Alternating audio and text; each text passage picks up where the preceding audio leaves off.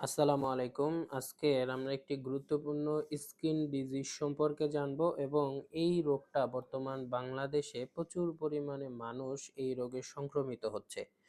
সেটা হচ্ছে যদি আপনার রাতে বেশি চুলকায় এবং পরিবারে একজনের পর আরেকজনের শরীরে চুলকানি হয় তাহলে সাধারণত আমরা এটাকে স্কেবিস হিসেবে ধরে থাকি। স্কেবিসটা আসলে কি? স্কেবিসটা মূলত একটা সার্কোপটিস স্কেবি নামক একটা পরজীবী, যেটা আমাদের যে স্কিন বা অর্থাৎ উপরের যে স্কিনের লেয়ার আছে, স্কিনের লেয়ারের ভিতরে প্রবেশ করে স্ট্রাটাম কর্নিয়ামে।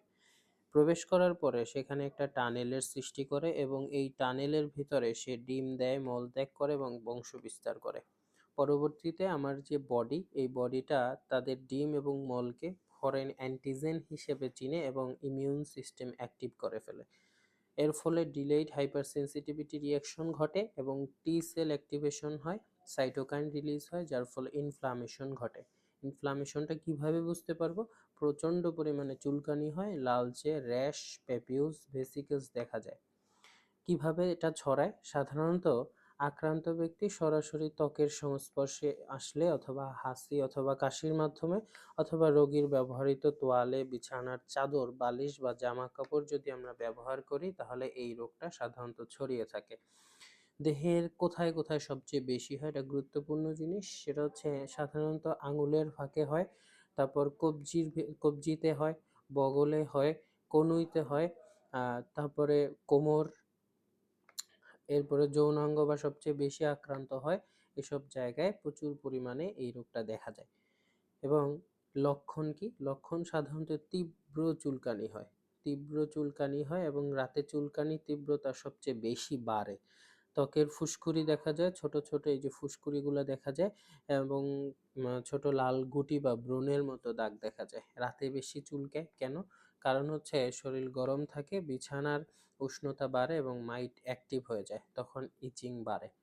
এটার ট্রিটমেন্ট কি? ট্রিটমেন্টটা হচ্ছে পারমেথ্রিন ক্রিম 5%। এটা রাতে ঘুমানোর আগে গলা থেকে পা পর্যন্ত পুরো শরীরে লাগাতে হবে এবং 7 দিন পরে আবার একইভাবে লাগাতে হবে। এভাবে 3 থেকে 4 সপ্তাহ এটা লাগাতে হবে এবং অবশ্যই রোগীর সাথে পরিবারের যারা বসবাস করে তাদেরকেও এই সেম ট্রিটমেন্ট গ্রহণ করতে হবে এবং মলম লাগানোর পরের দিন অর্থাৎ 12 ঘন্টা পরে সকল কাপড়-চোপড় পরিষ্কার করতে হবে হালকা গরম পানির ভেতরে। এছাড়া আমরা যদি চুলকানি একটু কমাতে চাই, চুলকানি কমানোর জন্য আমরা অ্যান্টিহিস্টামিন ইউজ করতে পারি এবং সেকেন্ডারি যদি ইনফেকশন হয়ে থাকে তাহলে আমরা সেখানে অ্যান্টিবায়োটিক ইউজ করব। আর অল্টারনেটিভ, যাদের অনেক বেশি পরিমাণে স্কেবিস, ক্রাস্টেড স্কেবিস, ক্রিম লাগানো যদি কঠিন হয়ে যায় তখন আমরা আইভারমেকটিন ইউজ করতে পারি এবং ক্রাস্টেড স্কেবিস দেখতে ঠিক এরকম হয়। সুতরাং আমরা যদি একটু সচেতন থাকি তাহলে এই রোগ থেকে সহজেই আমরা বাঁচতে পারবো এবং এটায় প্রচুর পরিমাণে মানুষ বর্তমানে আক্রান্ত হচ্ছে। সুতরাং আমাদের একটু সচেতনতাই পারে এই রোগ থেকে বাঁচাতে।